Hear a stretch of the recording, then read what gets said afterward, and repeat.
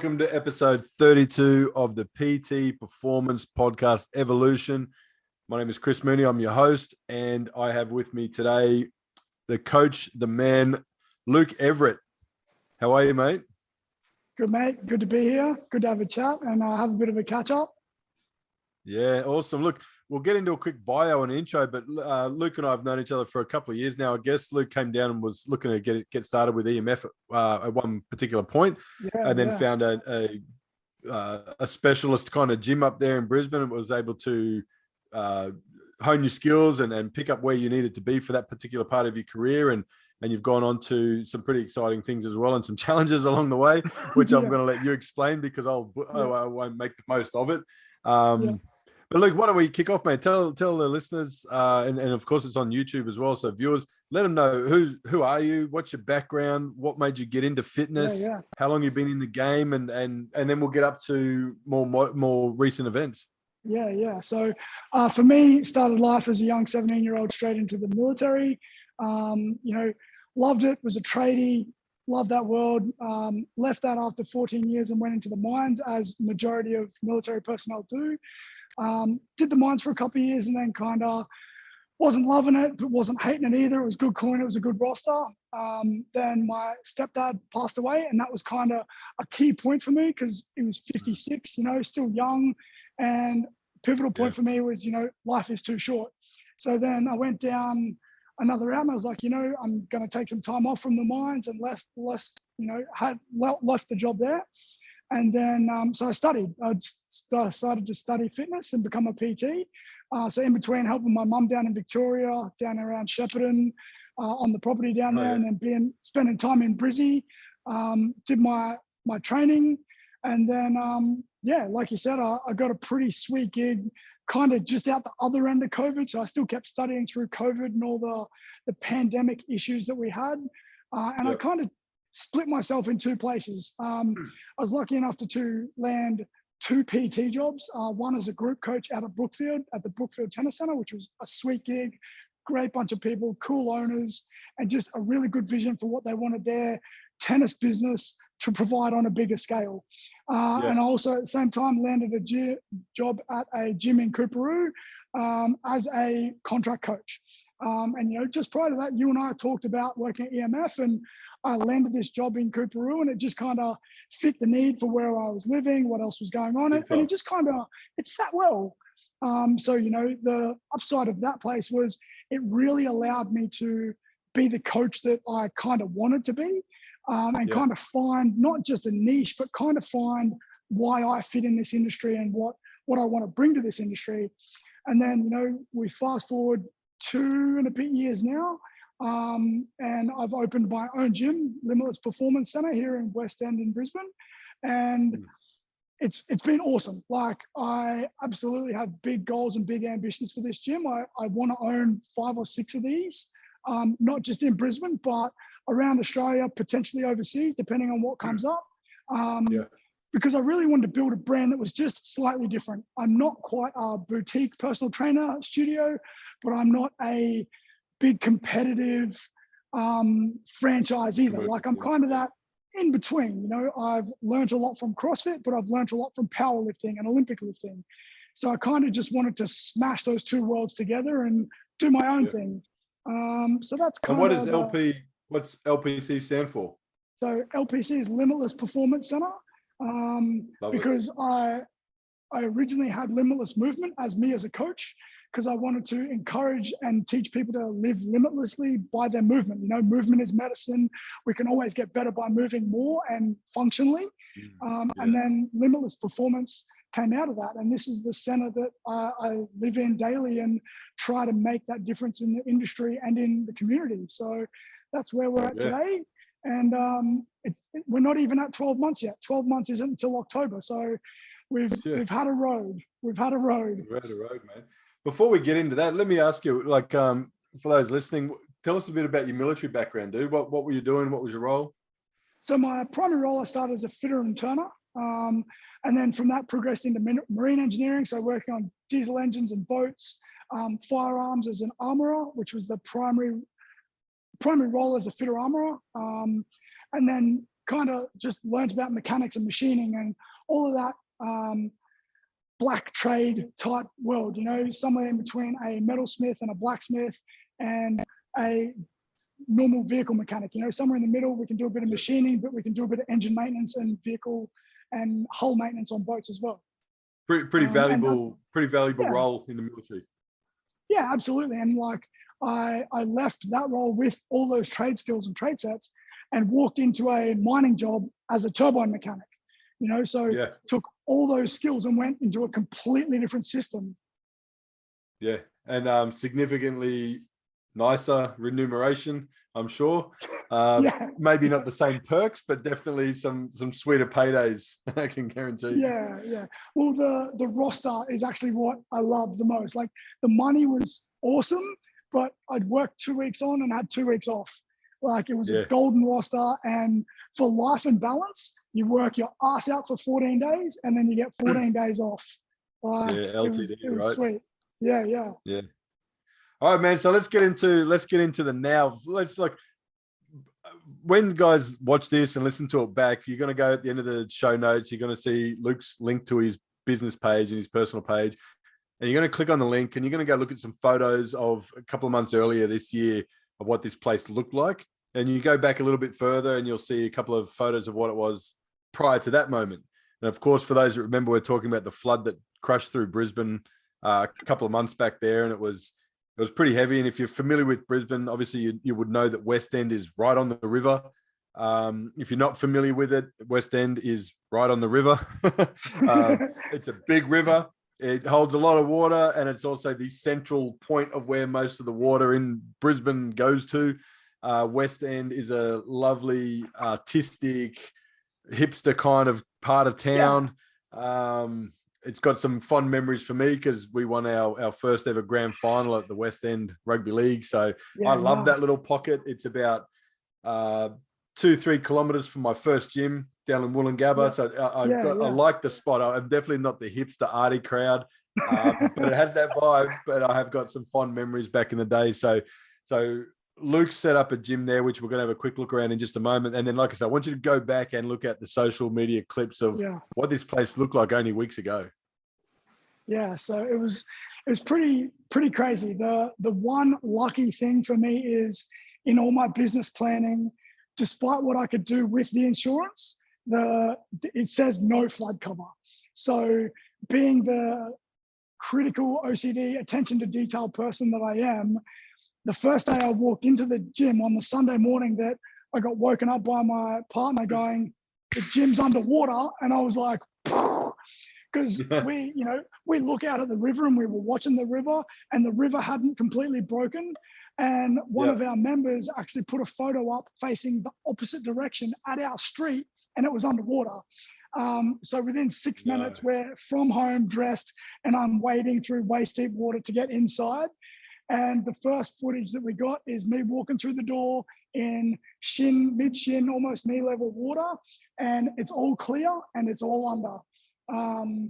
So it was a scramble. And then I got a whole bunch of the platforms. And Luke, sorry to jump in real quick. How long had you been open when that happened? To the day, 4 months and 1 week. Now I'm laughing not at the situation, but this is my sense of humor. Like, if you don't laugh at that kind of shit, you will fucking go bananas, right? So, you look at the irony there is that, you slogged for months leading up to it, making the plan and how you're going to execute. And I remember we spoke a lot on the phone of best practice and things to do and yada, yada. And then you invest the coin and you do the paint job and you lay the flooring and you bring the equipment and you're lead generating, you walk in the community, you're reaching out to people, you're inviting them into your facility. You had an open day, business is starting to pick up, members are starting to come on board, classes are happening on the regular, results are starting to come in through the membership base. And then we had a couple of rainy days. Exactly. And those 3 rainy days put the gym floor 1.6 meters underwater.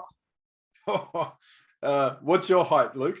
So I'm 175, 174.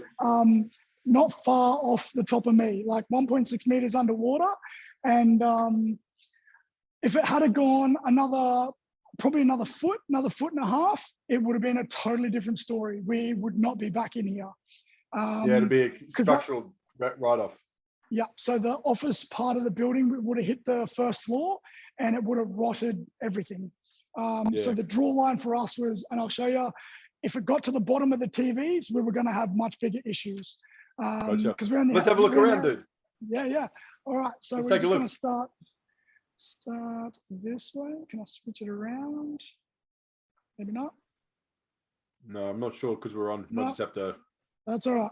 So we'll pan it. So we're going to start here. So there's my beautiful big logo that I got painted on the wall with the color space. And then I'm just going to walk into the corner here because there's not much. But normally we had 3 big platforms, so Olympic lifting and deadlifting platforms. And then this is our open view. We've got a nice bunch of dojo rated floor mats in the middle because I didn't want to buy yoga mats. And it's a great area for stretching, but we can also roll on it, which was the idea. Yep. Nice big dumbbell rack, a couple of towers for cables, 2 sets, competition bench, which we all love on a good day. Love it. A nice big rig.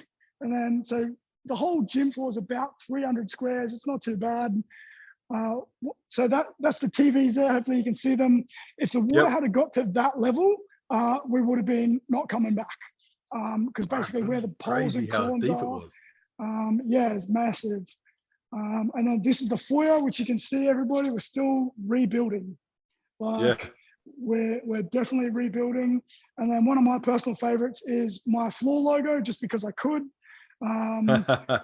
So this is the whole gym from the other side. So rack down the left, full 6-bay rack. And then, it's all our open space. Mate, there's a lot of people I know that will be watching this or listening to this. Well, the ones listening won't see shit, so make sure you jump on YouTube. But the ones watching it, I know there's a lot of my crowd that look at that gym and just go, "Fuck yeah, that's what I need." Bit of space for some group fitness and some mixed martial arts. We've got some CrossFit rig for your powerlifting, Olympic lifting, yada yada. Like you said, you'll get your platforms back in there soon. Plenty of weights, a couple of cable stacks. You know, there's a space there for a proper entry. Like I know that me personally, this is why I love what you've done there, and some of the other kind of warehouse gym guys that I work with is this was something I wanted to do back in the day, man. But you know what you've just showed us in gym equipment back when I was looking into this would have been a few $100,000, man. You couldn't get racks. It wasn't as achievable. Not discounting nothing for sure, man. Trust me, we're going to hear the rest of your story. It's been nothing but a fucking uphill battle. But what I'm saying is there's a lot of people out there go, "Oh, I'd love to have my own gym one day." And what you just showed is essentially what a lot of people would go, "That's it. That's what I want. And I can make that my home and build a business from that." So well done, man. I love it. Thanks.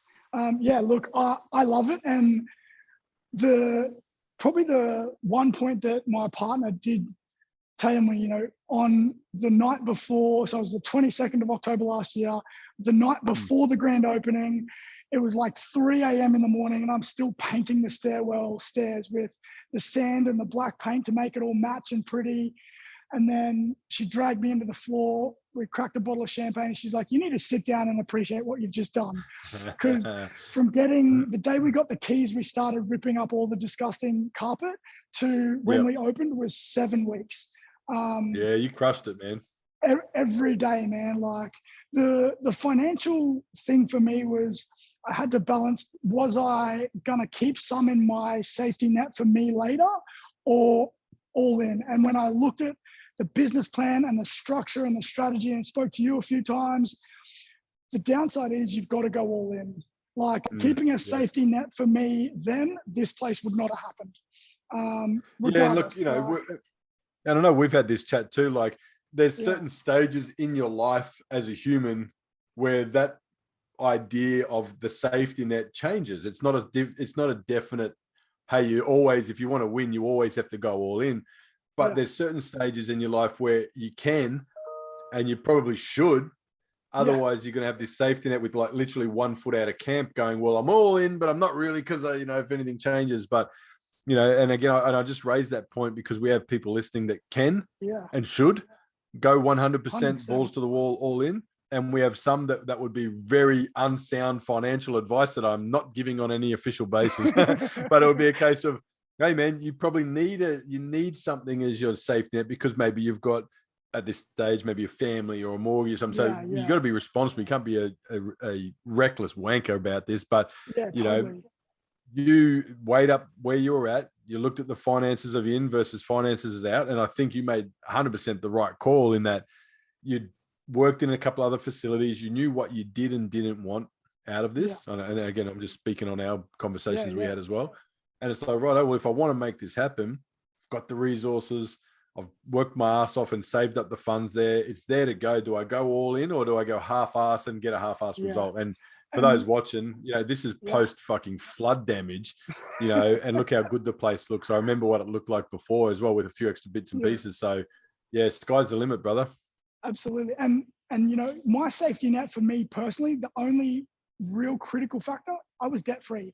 So I'd worked hard enough and kept my safety net, as I didn't want personal debt. Yeah, I've got a credit card, but it got used so rarely. It was like going away on a holiday, I'm going to put my flights on my credit card, so I get the insurance, but that's it. Pay the next day. Yeah. Exactly. So my safety net really was, I had my investment portfolio and I had no debt. And in all honesty, going all in off all of that investment made me work harder. Like I gave myself a deadline, 7 weeks. And even to the day, like I do not regret being here at 3 a.m. the day we were opening, finishing up, get a couple of hours sleep, get back here, fire up the barbecue, and start meeting and greeting all these people that we met at the markets or just in the street, and showing them what we produced. Like there's literally a gym at our back wall, and we had like 20 of their members just come for a walk, just come for a look. And they're like, it's really nice, it's really pretty, it's really clean, it's this, that, and the other, it's really open. And that's guys, cool. that's the difference between, and that's the difference between, like everyone talks about, this is my passion and I'm really passionate about being a trainer. It's like, no. That's the difference between passion and the idea of passion. That's the difference between building a business and the idea of building a business, right? Now, does that mean you have to work from 6 a.m. to 3 a.m. to get something up on the ground that you're proud of? Actually, probably fucking yes. Probably yes. If not once or twice in your life, multiple times, right? But It's not so much whether you need to, it's that you're willing and able to do it without question, without bullshit excuses, without, oh, I've worked hard enough, at 6 o'clock, let's go, get some Nando's and a 6-pack and we'll start again tomorrow. 100%. You've got to really want this shit. And in a day and an age where motivational posts are everywhere about know your why and know your worth and blah, blah, blah, blah, blah. It's like, yeah, man, it's all cute and it's all friendly, but half the people I see posting that shit are also in bed by 8 a.m. and they're up at 8 a.m., and they don't really push it. So what I want people to see and understand from this is the difference between the idea of passion and the idea of business and the reality of it being significantly different, but significantly worthwhile, right? Absolutely. One thing, and despite everything that's happened, what going underwater, because that was part of our insurance, we're not flood covered, but because we had that first video that showed clear water, we proved that it was because the council water, not flood rising. Exactly. The street filled up like a big pool, and that's what happened. So we were lucky in that regard. The insurance has paid out the first bit, so we are moving forward, still working on the business interruption. We were closed for nearly as long as we were open. So to think that, and the terrible thing is, and again, pardon me, this is back to when we get back to working hard, is being closed for so long, we encouraged so many of our people to find somewhere to train. Keep training. If you can't find somewhere to train, let us know and we'll try and hook you up. We'll try and find you an alternative. If we can't use somewhere local to train you ourselves, we will try and help any way we can, because we thought, okay, we're going to be closed for 4 weeks. And then 12 weeks later, we're still closed. And then we're like, what are we going to do? And then, we hit our budget number of members the week we flooded. Literally the week, like the Thursday or Friday before we went underwater, we hit our target number of members to pay all our bills and keep going. We closed. So we literally went from rocking it, we're gonna kill this in the next 12 months, to no, you're not. Stop stop, game over, and we're Hey, going to restart in hey, 3 months. Mother Nature over here. I got a little something to say about your ideas there, Lukey. Yeah. And, you know, we all have those moments in life where we have that cracking point where you're like, is this actually is this worth it? it? Like, Yeah. am I going to be able to come out of this? Because for nearly all of those 3 months that we were closed, we didn't know if the insurance was going to cover us. Our Yeah, insurance man. went back to London, to the people that assess it in London legally. Our insurance got put through the ringer, and then they were like, Let's okay, let's jump in on that real quick, dude, so that people can understand what's going on here. Is that obviously Brisbane had similar flooding as early or as recent as 2011, I think it was. Yeah. 2011, and it was Yeah, significant. It was just as big, right? It got up and it smashed a lot of people. And because of the way it happened, I'm sure the insurance companies and whatever made slight little subtle changes to what constitutes water damage, right? So they're suggesting that because you have a property near a river, there is an expectation that potentially flood may cause that property or land to go under. So if you chose to have run a business, house, home, property near the river, you have certain risk involved, right? So they'll say, well, you chose this. We're not willing to insure something that would be considered reasonably risky. Yeah. Right. Yep. And a really clear distinction that Luke made earlier, if you pay attention, is he said the water was clear. Flood waters, for those who've been in floods, will know very quickly that flood water is not clear. Rainwater is clear. So the thing that obviously helped you guys out was the fact that the water that did all your damage, as you mentioned just before, was a result of poor drainage, poor flow, poor whatever. It could have been because the river was too high and had nowhere to go. It doesn't matter. The point was it wasn't flood water that caused that damage. It was rainwater. Yeah, that's right. And now, then, a lot of people would have sunk their head in the ground and not made that connection. They would have gone, our place got flooded. They said, oh, we don't do flood coverage. You'd be like, oh, fuck. And then they'd go and freak out and start giving up. Possibly, likely, right? Yeah, absolutely. And so on that, one of the gyms in Albion, the Barracks gym, so Kat and I know the owners, and flood cover. They literally, the river peeled around the corner and basically straight in their front door. Not covered. Unfortunately, fortunately and unfortunately, that's kind of a good thing for them as well.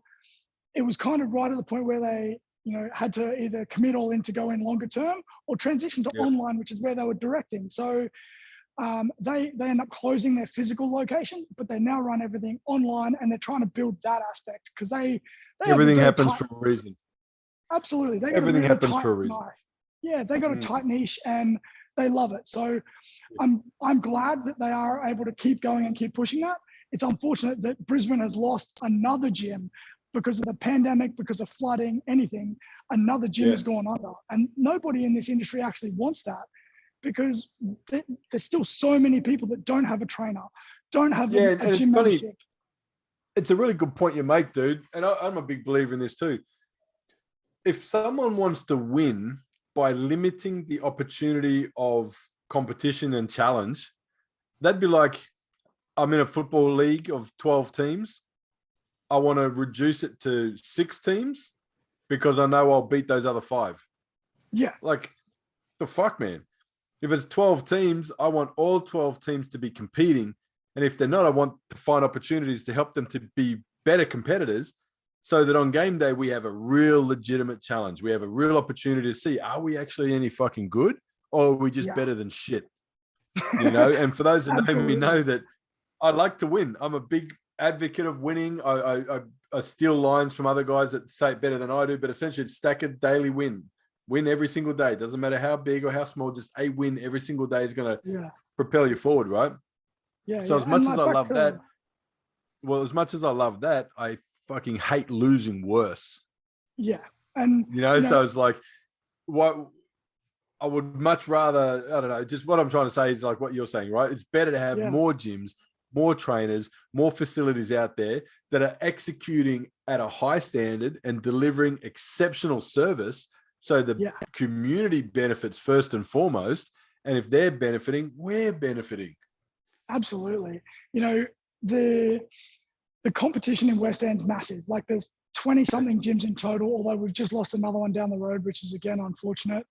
But someone said to me, why are you opening another gym in West End? I'm like, between West End, Highgate Hill, and this side of South Brisbane, there's over 22,000 people.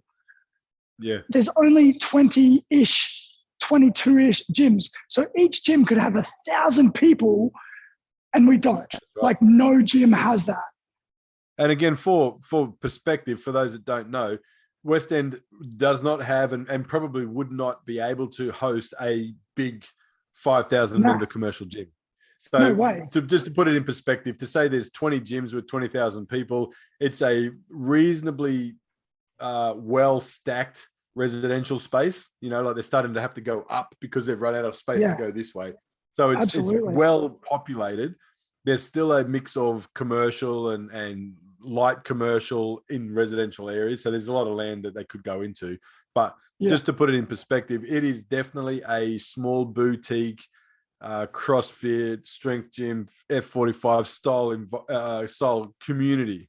So as Luke's saying, if all 20 of those facilities had 500 members each, it would be one of the fittest and happiest fucking communities in the planet.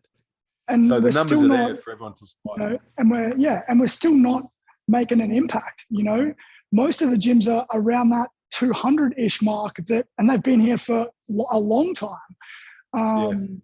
And again, if every gym was full to the brim, there's still more people that we can help and improve. And literally, from kids that go to West End State School, kids that go to Brisbane State High, all the way up to retirees that live on the water in their nice house or their nice apartment. Like, there is literally every demographic in 3 kilometers. It is awesome. Mate, that West End Primary was the first place I ever ran PT for kids. Yes, that's awesome. So I got invited down there to run some after school training sessions. And for those that have only known me for a few years, picture like clean shaven glasses, 22, 23-year-old Mooney. And I'm down there and I'm like, you know what these kids need? These kids don't need hula hoops. These kids don't need sandbags and you know, ball games and shit. Like, I had them doing watered down versions of athletic performance shit. We were bounding, we were changing direction. Yeah, we were doing speed for test. But I tell you what, man, they loved it, dude, because it's kids getting challenged, getting pushed. Like, playing games is fun and kids love games. So I made it fun, you know, benefit of being a young dad at the time. I knew what kids like. And I knew it's going to make it fun, and I'm going to be the guy that turns up 2-3 days a week, and they just get to be animals, you know. Yes. You can, if you watch the video, you'll see the look on my face. Like, I genuinely love that place, and again, like I said, that's why I got a soft spot for that region. I have a lot of good, fond memories of my time, literally, and I mean this in every sense of the word. Literally walking the streets, engaging with the community, giving out flyers, running sessions for their kids, running sessions for the, you know, some of the adults in the area. It's a great spot, man. Yeah, absolutely. And that's the thing, you know, during the whole close down of being underwater and everything, we all have those days where we get that hard mental day. And, you know, I can count 3. I had 3 days in our 3 months of close where I woke up and I was like, I'm not walking into the gym today because I'm going to burn it down. Like, it was 5 weeks in, and I'd been in here cleaning every day, scrubbing. And you still didn't know whether the shit was covered or not at this stage. No idea. So, you know, we put out the word. We had 35 people rock up on a Sunday and help us rip everything out. For a floor that took a week to lay, the floor was gone in 3 hours. So that's the extent of the damage. Like, it softened up all the glue and the rubber, and it was just ruined. Well, there's a win. There's a win in terms of replacing it, at least. Yeah, so we ripped it out in 3 hours. Arena Flooring, man, they were the first company to jump on board and like, we got you. We'll get you a new floor in. We'll get it fitted as fast as we can, and we'll get you open as soon as we can. So that they will give them a shout out, dude. Who was that? Yeah, Arena Flooring. So Arena Flooring, they're based down on the Gold Coast too. Aussie company. A couple of local guys that live down that way that installed it. The guys that installed it did both the first round and the second round. So when they walked in and seen it was a bare floor again, they were a bit touched because they did the first lot.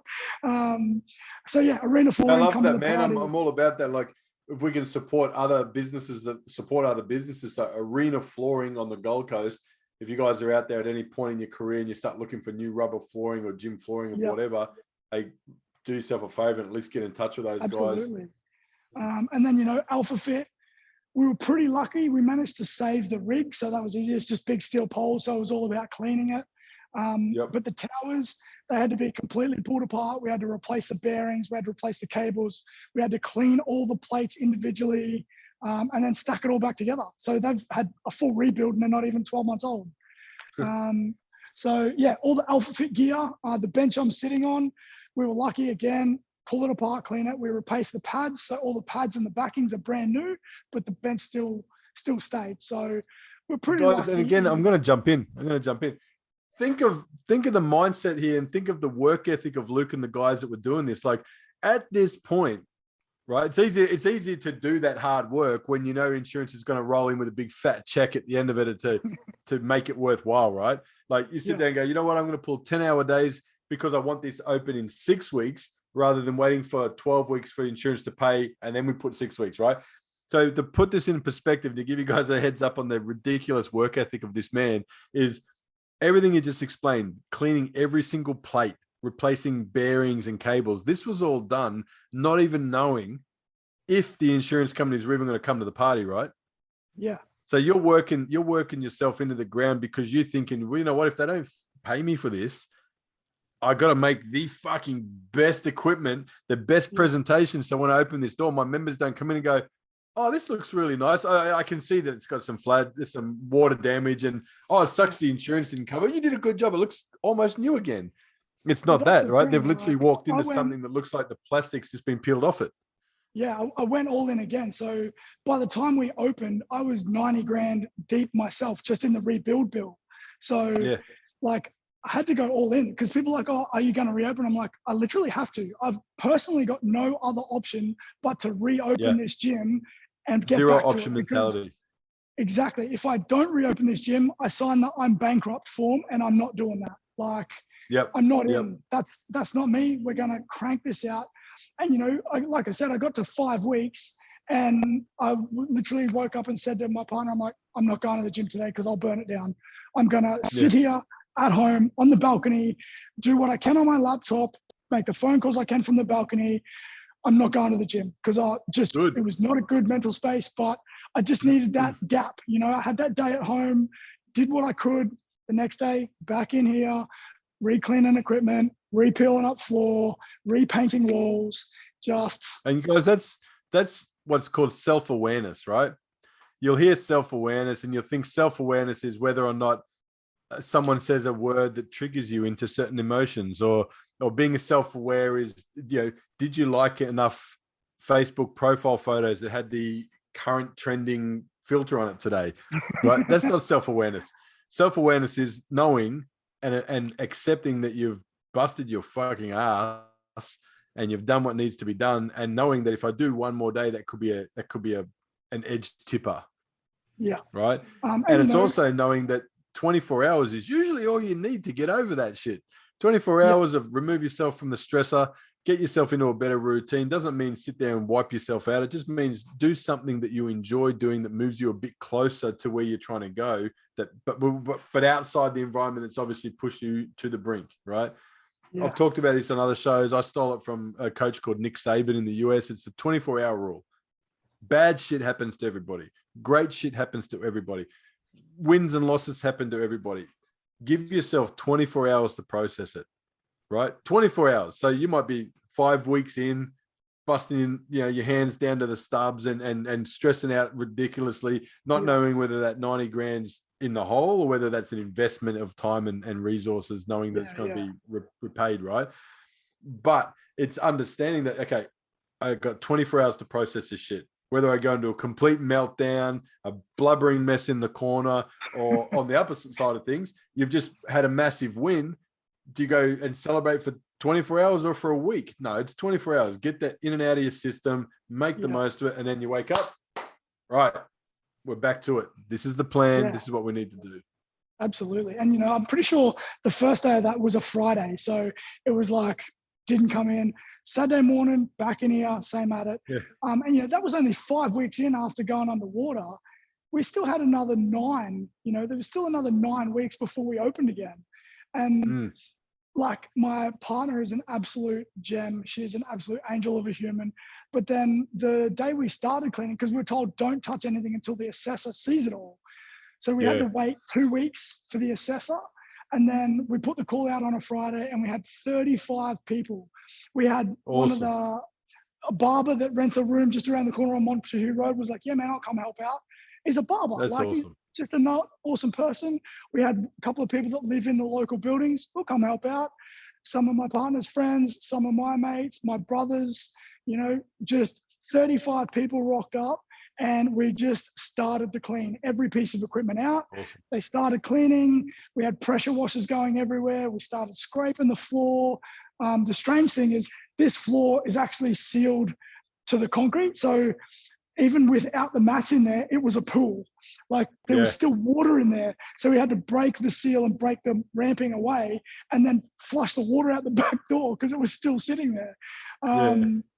So I had a lot of help, but then past everything being cleaned and done and just waiting, sitting here going, what can I do? So, we started reviewing our onboarding process. We started onboarding our no sweat intro process. We started reviewing how we get payments, how we do marketing, how we just do all the businessy things, because we couldn't do anything. Like, physically, we were as stretched as we could. So that was it. Like, all right, well, we can't grow in numbers by members, which sucks, but we can try and get some more awareness. We still went to the local coffee shops. We still talk to the local business owners. And, even when the insurance said, yeah, you're covered, we're going to pay you, it was still 4 weeks before we seen $1, So they said, yep, you're going to get paid, which is awesome. Like, that is a win on its own, because that was a massive relief. It's a big the weight was carrot that had you going forward for so long. Yeah. And then, so we got that, and they're like, all right, well, when's it coming? Oh, next week, 10 days, 14 days, whatever. It was a long time. Like, it was nearly 20 days later, 20 business days, that is, because they only process shit on business days, apparently. And then, but they'll take your money on Saturdays and Sundays. yeah. But I had to make that call. Like, all right, we've got 85-90% of our shit. Let's just open. We've got to modify a few of our programs, modify a few of the workouts, because we don't have our jump boxes. We don't have our platforms. We modify it a little bit and we reopen. So it's good. It's actually just really good having people back in this gym, man. Like, doing a workout myself, and it was just such an empty space for so long. Even having one extra person in here is like, it's like a disco in here. It's excellent. So much room for activities. Exactly. So, we're on the other side. We're back open. We're starting to get everything going again. We still got some stuff that we're rebuilding, like the toilet downstairs we're rebuilding, the foyer, as you've seen, we're rebuilding.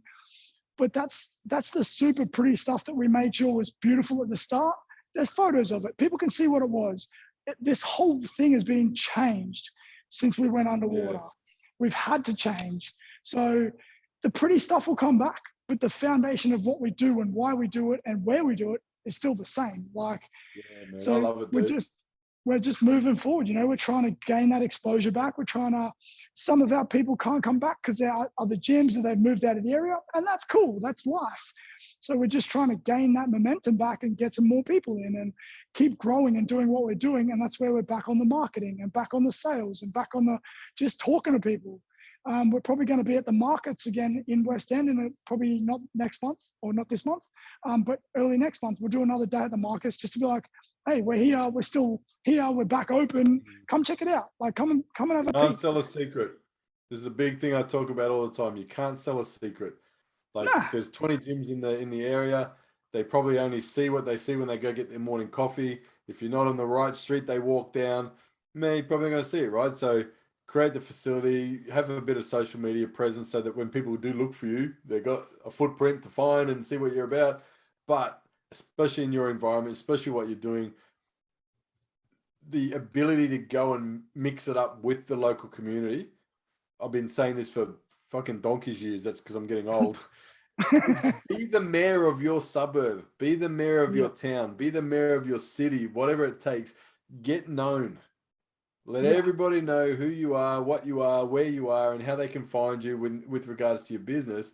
And don't be a secret man. Like, get amongst it. You may not get an instant result like, oh, wow, I got 50 new clients this week because I went to the markets, right? You might get two or three who yeah. bring you two or three, who bring you two or three, who bring you two or three. Okay, now we've beaten the 50 mark and they're more engaged and more responsive Yeah. and whatever because they saw what you're about. They got to know who you are and what your story is. Absolutely. And that's the other thing. Like, so many people have said, Luke, why aren't you on videos? And I'm like, honestly, the challenge I have is my voice. As you know, Chris, I've got growth on my vocal cords and I'm in line to get another surgery. That's my biggest challenge. So I go and spend a day at the markets and talk to every single person that walks past. By the end of the day, I've got no voice. So, Yeah. I have to be strategic with volume for speaking, but if I'm sitting at the coffee shop having a coffee, or I go to another coffee or whatever, I'll talk the ears off anybody because I love what I do. I Yeah. love what we are able to do, and it's not a secret. Like, everybody that knows me knows what I've done and what I've been through and where I go. And on one of my down days, I was saying to Dad, I'd just like to walk on Easy Street just for a day. And that whole 24-hour rule is exactly that. You just like, I would just like to walk on Easy Street, but then What Easy is, Street's hey, never there. Easy what Street's is not Easy there. Street, bro? What is Exactly. Easy Street? Exactly. So What's Easy Street today is not Easy Street tomorrow. So I get what you're saying, but exactly. you don't want Easy Street, bro. Like your last 6 months proves you do not thrive, need, No. or have to have Easy Street. What I think you're saying is you want to get your business and your community to a point where you're able to step back and enjoy it more. But Yeah. I know for a fact that even if you had a buzzing business with a good management team running it, you're not sitting on the beach sipping Nah. pina coladas thinking about how awesome you are. No, we're going to do it That's tough. a We're going fact. to do it tough. And the thought of Easy Street's great, but I've never seen it. I've never been on it, and I wouldn't change a thing because I wouldn't be here if I did. Like Yeah, look, people who the chase Easy Street find it very quickly. yeah, But the reality is it's only a little bit easier than where they were when they were looking. So they settle here, but yeah, and there is no end. nothing that was easy was valuable long term. That's right. Nothing. It's What do they say? Nothing gained easy is worthwhile. Is worthwhile or something like yeah, that. and like it's all consistency. It's all of the things that PTs have been and business owners have been beating for years. It's because it's the formula. Like, you need to work hard consistently over time, and you reap the rewards. Like that. That's it. And I laugh about this all the time because it's like personal trainers will say to their client, "There's no way you're going to lose 20 kilos in 2 weeks, sweetheart. You've packed on that 20 kilos in 5 to 6 years. Like, it's going to Yeah, take you time to get it off, right?" And I was like, yes, of course. Like, that makes total sense. Okay, so why aren't I making $100,000 in my first 3 months as a PT? doesn't It happen. takes time. It takes Takes time, time. right? Now, are there Absolutely. outliers and anomalies and people it just lines up? Yeah, of course there are. And trust me, they'll tell you all about it. They're all on social media explaining how easy it was for them to sell you a course to fucking bullshit and jump on that path. But ask anyone that's built anything worthwhile. Ask anyone Yeah. that's been in the game over a long period of time, and they can tell you it's very simple. It's just not fucking easy. Yeah. And like I said earlier, I want 5 or 6 of these. So this is really my pilot project for a bigger picture for me. Yep. Limitless Fine Performance tune it, Centre. get the systems. Exactly. Systems, team, training, the whole lot, the way we employ and contract PTs, how we do that. Your core values, Legally, your mission statement, all that stuff. exactly. So that's one thing that I've been evolving since we were closed was, all right, what are my values and beliefs of Limitless Performance Centre? What are, what is the gold standard of what I want here? I want it to be inclusive. No one is going to get bullshit that it's going to be easy. You walk through those doors. If you want to lose weight, we're going to lose weight, but it's going to take time and we're going to work at it consistently. The easy part is work consistently. The work is the hard part. And the I'm consistency laughing because I know that most of my coaching clients will be watching this, and that's what we fucking preach, man. every day. It's what we Yeah. preach. It's really Yeah. simple, man. It's such a simple formula to be successful in this industry, and it's applicable to almost any industry, right? It's a simple process. It's like losing weight. Get yourself into a calorie deficit to begin with. Of course, there's nuances and there's fucking tweaks, but as a Of general course. rule, if you consume less calories than you burn on a daily basis, you're going to lose weight. If you're trying to Yep. gain strength and size, if you add a little bit of resistance over a long period of time, progressive overload, eventually you're going to get stronger. And by default, you're going to grow larger muscle mass. So it's a very simple process. Yeah. However, is it Absolutely. easy? No, it's not No. easy. Is losing weight easy? Fuck no, it's not easy. Is building a business easy? No, it's not easy. But is it simple? Yeah, it's simple. Daily One of execution the of a plan, review the plan, get a result, review the result. Could it be better? Fuck yeah, tweak the plan, yeah. go again. So one of the things that's coming out probably in the next, I don't know when we're going to schedule it in, but one of the videos I've got is me in my first posting in Darwin, eating and drinking my way through life while I was still in the army. I was strong. I was not fast, but I was fat. I was 105 kilos at 18 years old. And You I'm, at I'm 105 kilos, man, you'd be a tank. and you know what? I had no shoulders because my neck joined my shoulders. You know, I was fat, man. Like, in all honesty, I was fat, and people are like, oh, but you're fit and strong. I'm like, yeah, but I had to work from that to this. Like, this Yeah. wasn't in a year. This took me 4 or 5 years because Yep. I totally changed. I Mm. changed posting to Townsville. Then I posted to Sydney to Two Commando, where again, I had to prove my worth in fitness and personality before I got there. And then I had to prove it every day there to prove that I wanted the job there. I wanted to do the job there, and I was fit enough to be there to compete with everybody else. You know, like, So let's put that in perspective real quick, dude, for those that don't understand. yeah. How many people make it into Two Commando? So as a tradie, it's kind of, How 2022 of me. I said, how many people? Let's be real. How many men make it into Two Commando? so as a tradie, you kind of get lucky because you don't have to be commando qualified.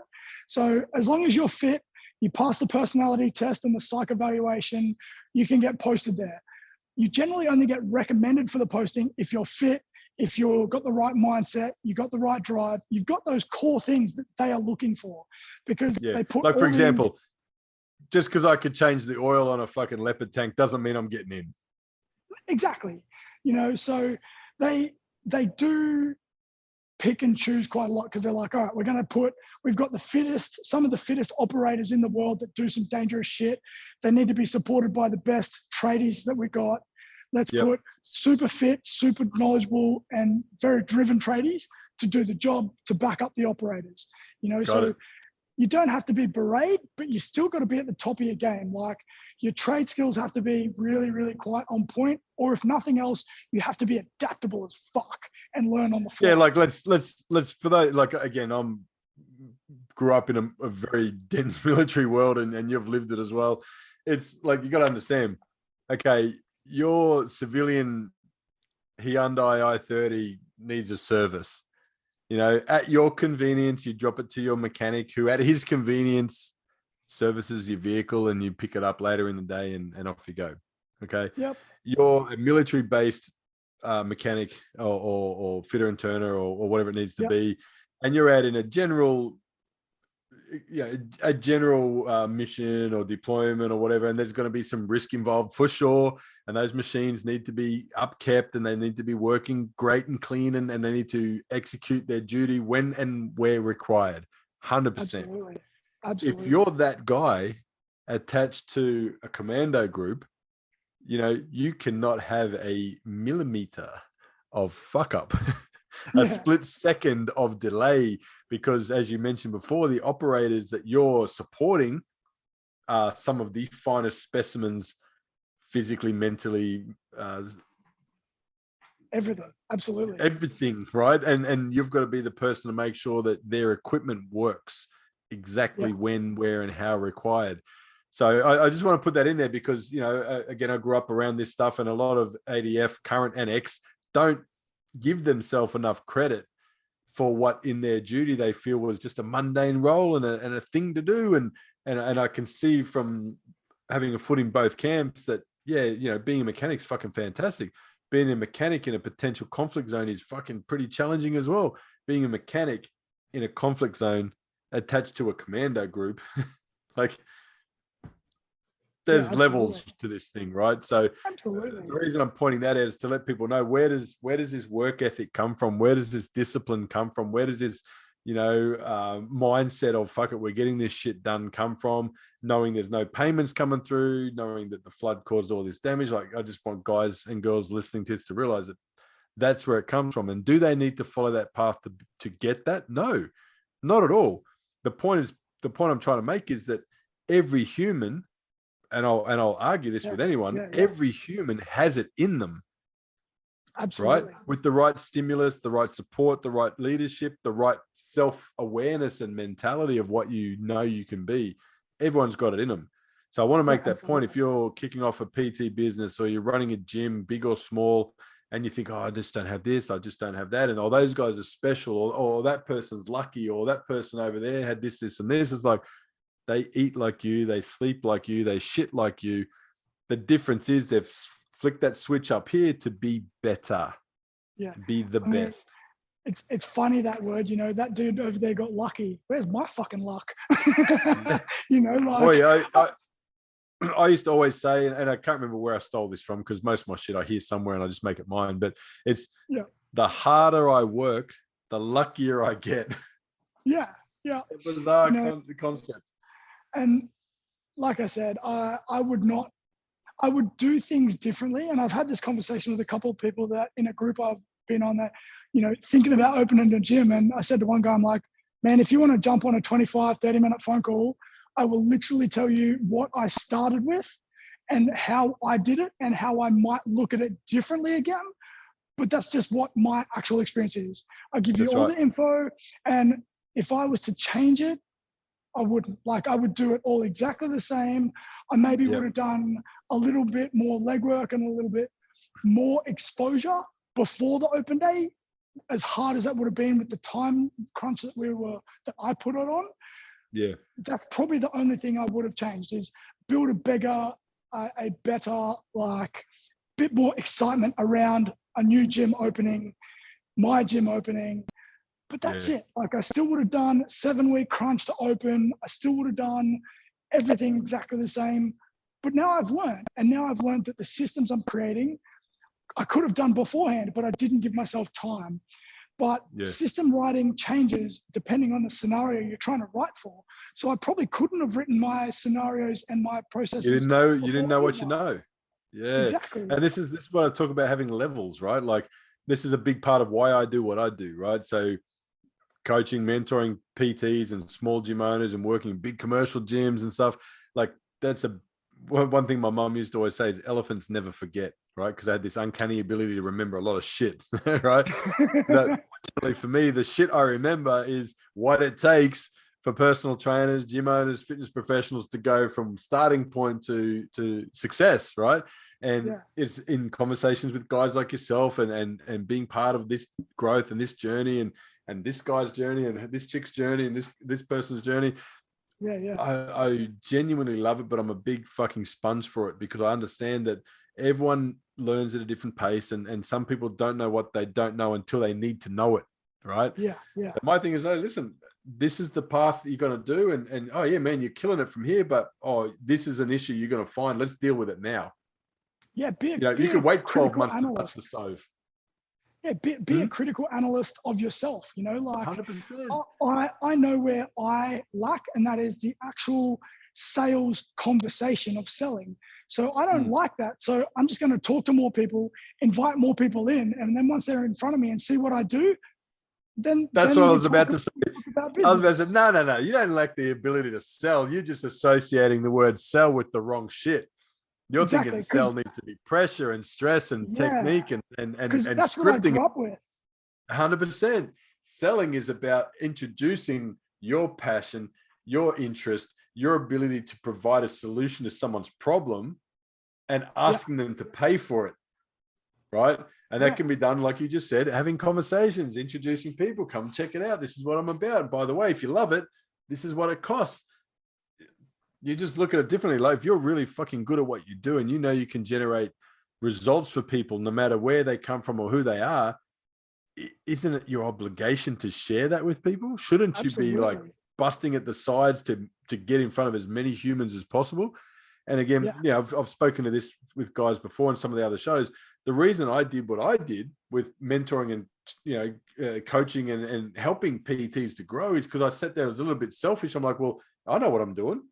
And I'm helping these people achieve their weight loss goals or their strength goals or their performance goals. And I would throw a bit of the way I look at things now. If people think the way I think and the way I post and what I'm about is all modern, right? But if you've known me for 20 years, I've been talking about this way of thinking and this way of being for decades. It's just now that I love that more people are on it. It empowers me and invigorates me to be more about it, right?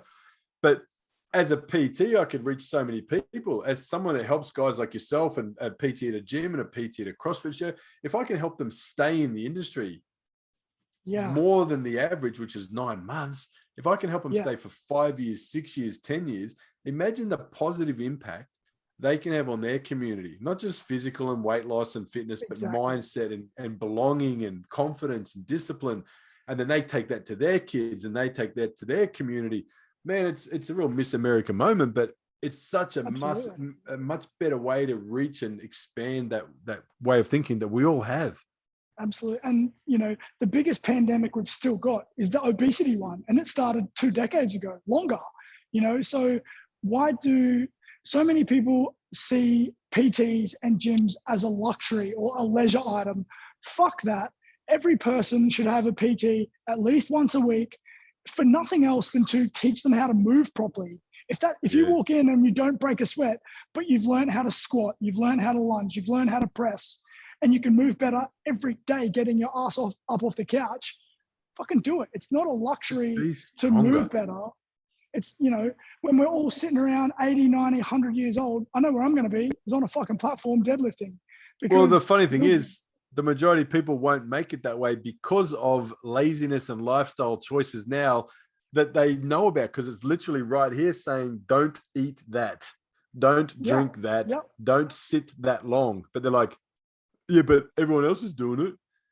But again, I mock it and I make fun of it. And if you guys follow me, you know my view on media and society. Okay, is this not even more reason that this is our obligation as coaches, as trainers, as strength professionals, as fitness professionals? Isn't it like, can't we be Robin Hood? Can't we be Miss America? Can't we be the ones out there going, you know what? Fuck all that noise and acceptance that this is the way it's got to be.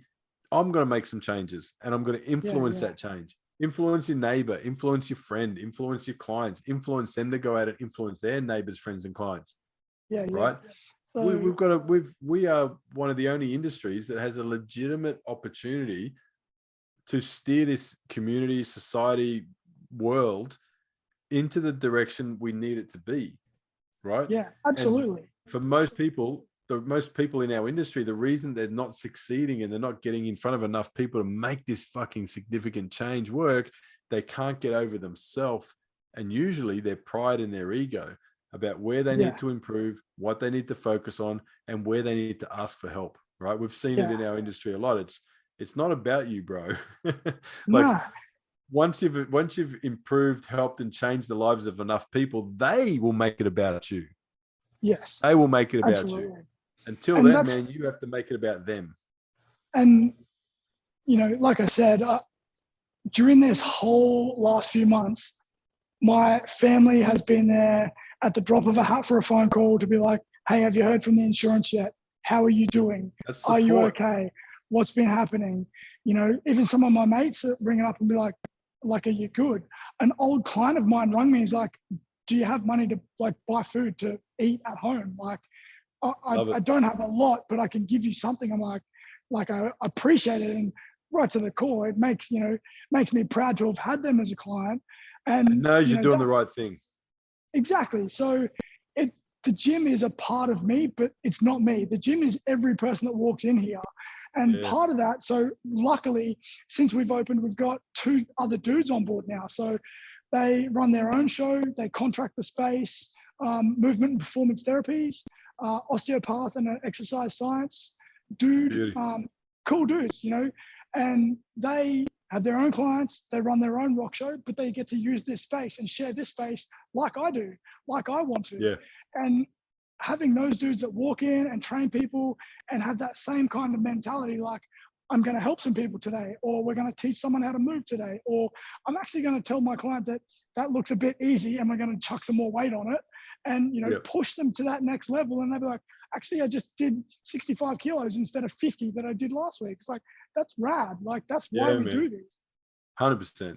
Those little wins. Listen, dude, we could go on for another hour, no doubt. But listen, where can people find the future mayor of West End? So the easiest ones is Facebook and Instagram. The only difference in the name is Facebook is Limitless Performance AUS for Oz, and then Limitless Performance _Oz for Instagram. They're the 2 main platforms we use. I'll put links on the show notes for those that want to just do the click and go. So that's me. What about physical location, dude? Where are you located? Where are you at? Where can people come from Brisbane and come and check out? It's Bailey Street in West End. So we're like 100 meters from Montague Markets, where the Woolies is, Bailey Street. And at the moment, if you drive down Bailey Street, there's a giant tower crane out the front because they're building the buildings next door, or right beside Repco. So if you see Repco or the big crane tower, you'll see us. The other distinguishing factor, because of the color scheme, it's black and white. The front of the building is black and white, and you won't miss it. Yeah, love it. Guys, we'll put as much links as we can to make it easier for you to check it out. But look, if you're going up for a day trip up to Brisbane, or you're looking for something different, get in touch, go check it out. Luke's a legend, and I love watching your journey over the last couple of years, mate, especially the last 4 to 6 months. It would have broken many of people, and you managed to force out. I mean, I know a shit ton that bowed down and respectfully went with it and stepped out of the game. And dude, I'm proud of you, man. I'm proud of it. Like this time last year, it was still, I'm going to open a gym. This is what I'm going to do. And then here we are 12 months later, you've opened it. You've had it fucking shut down in front of you. You've reopened it again. As you said, man, there's more out there for everybody. So if you're in Brisbane and you want to go check it out, go check out absolutely. My man. And if you're just in the town, give us a shout and pop in and crank out a workout. Like, I don't mind. We'll sort it out and drop in rates and cheap and whatever. Nah, fuck that. Don't be cheap. We don't have people. There's no one listening here that wants a discount, man. If they're listening, they value this shit. They understand that what you put your prices at is what you're going to bring in value. Now, they also know if you don't deliver in value, then they're not fucking going to go back there again, right? So, of course. This is me putting my name on the line, saying that the only people I put on here are going to deliver what they charge. So if Luke has a $10 drop-in fee or a $110 drop-in fee, trust it's going to be fucking worth it. Well, that's why I went out, and that's why we got the gear. You know, we put our name on the line, and I put my everything on the line, and that's why I got the equipment that I wanted, because I want to be proud to use the shit. So that's no discount crowd. No discounts. No, we provide value, and we meet what we're asking because we're fucking good at what we do. And so should every person listening to this. Absolutely. So drop in, come and crank out a workout, or just come for a look, come for a coffee. Yeah, love it. All right, my man. Look, thank you very much for spending some time and sharing a bit about your story and allowing me to talk some shit with you on this Friday night. It's pleasure, mate. 8:40 p.m. on a Friday, so you're still at the gym, man. I'm at home in the office, so I know that you've stuck it out a long afternoon for me, my man. So really appreciate that, brother. That's episode 32 in the bag, and we'll look forward to chatting to everyone next week. Absolutely. Cheers, Chris. See ya. Don't be used as easy as a layup. Working late, stay up.